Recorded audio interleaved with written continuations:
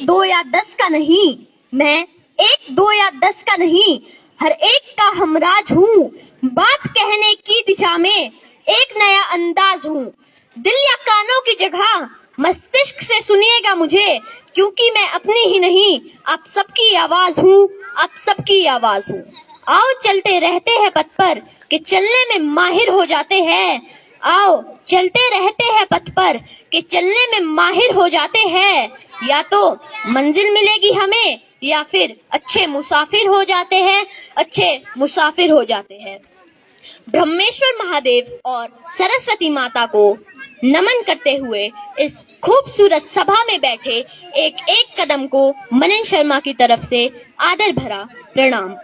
शिक्षा से पहले संस्कार, व्यापार से पहले व्यवहार और भगवान से पहले माता पिता, ये है भारतीय संस्कार।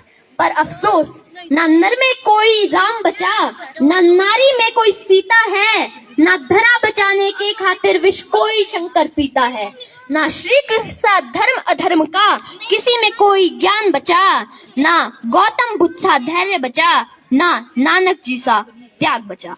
आज के युग में चिंता का सबसे बड़ा विषय है तालीम तो है, तहजीब कहीं खो गई है। अकाल पड़े अगर अनाज का तो मानव मरते हैं, अकाल पड़े अगर अनाज का तो मानव मरते हैं, अकाल पड़े अगर संस्कारों का तो मानवता मरती है, तो मानवता मरती है। मैं अपनी बात कुछ घटनाओं के साथ रखना चाहूंगा, गौर फरमाइएगा। ये घटना है राजकोट में रहने वाली स्कूल अध्यापिका जयश्री बहन की। उस माँ ने भी दुनिया की हर माँ की तरह बहुत से सपने देखे थे। अपने बेटे को खूब पढ़ाया लिखाया, अच्छी तालीम दी। बेटा भी सफल हुआ, प्रोफेसर बन गया। डॉक्टर बहू से शादी हो गई। घर में पैसों की कोई भी कमी नहीं थी। घर में सब कुछ ठीक चल रहा था, पर बुरे दिन कुछ यूं आए कि माँ को लकवा मार गया।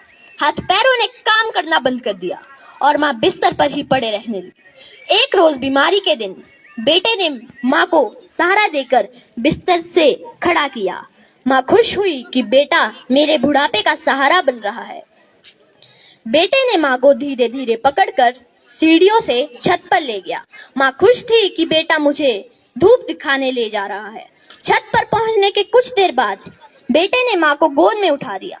माँ खुशी से भाव विभोर हो गई कि मेरे बेटे को समझ आ गया है, मुझे सीढ़ियां चढ़ने और उतरने में दिक्कत है। मेरा बेटा मेरी कितनी फिक्र करता है, मुझसे कितना प्यार करता है।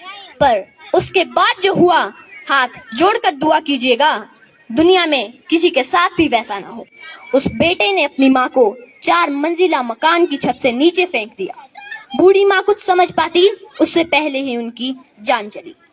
4 मंजिला मकान से गिरने में कितना ही समय लगता होगा, यही कोई 2-4 सेकंड। लोगों को लगा कि माँ छत से गिर गई होगी, पर पुलिस पड़ताल और सीसीटीवी फुटेज से 3 महीने बाद पता चला कि माँ गिरी नहीं थी, बल्कि गिराया गया था। पुलिस पूछताछ में प्रोफेसर साहब ने बताया कि वो माँ की बीमारी से तंग आ चुके थे और उनसे छुटकारा पाना चाहते थे। इल्म की तासीर जब गरूर में बदली, बुनियाद रिश्तों की महज दस्तूर में बदली। 2 महीने की बीमारी से परेशान होकर प्रोफेसर साहब ने 9 महीने तक पेट में रखने वाली माँ को मार दिया। ऐसा ही कुछ हुआ मुंबई की आशा साहिनी के साथ। बेटा अच्छी तालीम लेकर विदेश जा बसा। उसने माँ की कोई खोज खबर नहीं ली। माँ बिस्तर पर पड़ी पड़ी इंतजार करते करते ही मर गई और उनका शरीर कंकाल में तब्दील होता गया। बेटे ने 1.5 साल तक कोई खबर नहीं दी और जब वो घर लौटा तो उस बिस्तर पर उन दोनों के रिश्तों की तरह एक खोखला हड्डियों का ढांचा पड़ा हुआ था। ऐसा ही कुछ हुआ इलाहाबाद के कमलेंद्र शास्त्री के साथ। ऐसा ही होता है हर कस्बे के किसी न किसी बुजुर्ग के साथ। एक आध घटना हुई होती तो हम मान लेते कि उनकी मानसिकता में ही विकार रहा होगा, पर ये घटनाएं तो बहुत सामान्य हो चली है। अखबारों में हर रोज यही खबरें हैं और इन घटनाओं में एक दुखद समानता ये भी है कि ये घटनाएं ज्यादातर वहीं पर घटित हो रही है जहां लोगों ने अच्छी तालीम हासिल की है। हालांकि हमें इन बातों की गवाही पग पग पर मिलती रहती है। जेएनयू जैसे शैक्षणिक संस्थान में भारत तेरे टुकड़े होंगे जैसे नारे लगाए जाते हैं। दुनिया के सबसे बड़े लोकतांत्रिक देश के प्रधानमंत्री को चोर कहकर बुलाया जाता है। प्रदर्शन के नाम पर पूरी ट्रेन को आग में झोंक दिया जाता है। हड़ताल के नाम पर 6-6 महीनों तक सड़कें बंद कर दी जाती है। सरकारी दफ्तरों में तोड़फोड़ की जाती है। संसद की मर्यादा भूलकर अंदर हंगामा खड़ा करते हैं। हम देश के बाहर तो दुश्मनों से कभी नहीं हारे, पर दुख होता है जब हम भारत के अंदर ही असहाय हो जाते हैं, जब व्यक्ति द्वारा असीमितता की सीमाएं लांघ दी जाती है। हृदय में आक्रोश के थमने का प्रयास उस क्षण व्यर्थ हो जाता है जब प्रकाष्ठाएं पार कर दी जाती है, जब मर्यादा के बंधनों को तोड़ दिया जाता है। और ये घटनाएं इस बात को पूरी तरह से सिद्ध कर लेती है कि शिक्षा तो है पर संस्कार कहीं खो गए हैं। अब प्रश्न उठता है कि ये घटनाएं हो क्यों रही है, संस्कार खो क्यों रहे हैं। दरअसल जिस तरह से आज की पीढ़ी का पालन पोषण हो रहा है, उससे हम प्रोफेसर, इंजीनियर, डॉक्टर तो बन रहे हैं, पर अफसोस इंसान नहीं बन पा रहे हैं।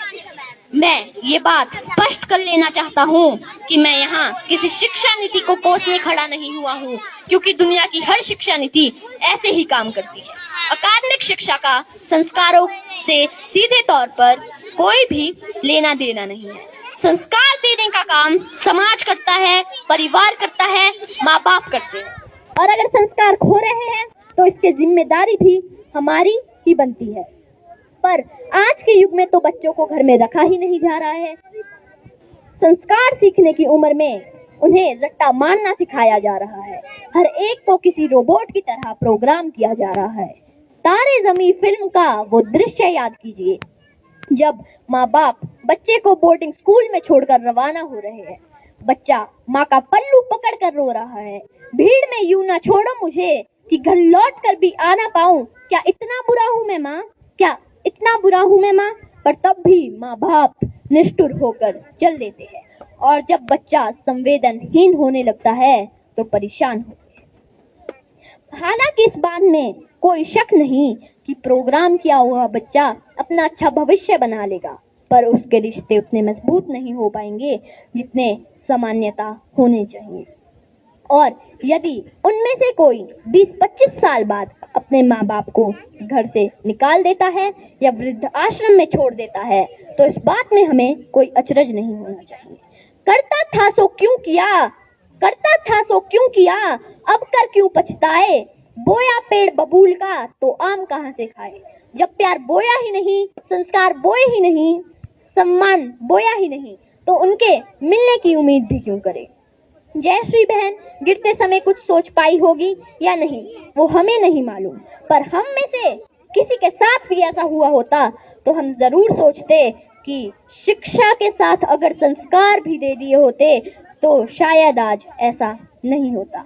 और अगर आप सभी पश्चाताप में नहीं जीना चाहते हैं तो अपनी पीढ़ी को मशीन बनाने से अच्छा मनुष्य बनाए।